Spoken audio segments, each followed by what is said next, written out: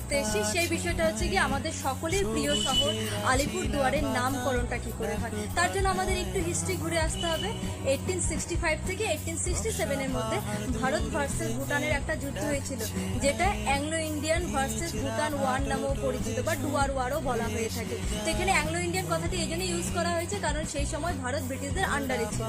তো এই সময় হেদায়েত আলী নামক একজন ব্যক্তি, যিনি কর্নেল ছিলেন, তিনি ভারতের হয়ে ভুটানের এগেনস্টে লড়াই করে এবং ভালো সফলতা অর্জন করে, এবং তাকে সম্মান জ্ঞাপনের জন্য, রেসপেক্ট দেওয়ার জন্য আমাদের এই শহরের নাম করে দেওয়া হয় আলিপুর। কারণ তার নাম ছিল হেদায়েত আলী এবং পুর কথার অর্থ হচ্ছে রেসিডেন্স, মানে হেদায়েত আলী যেখানে থাকে সেই জায়গাটাকে বলা হয় আলিপুর।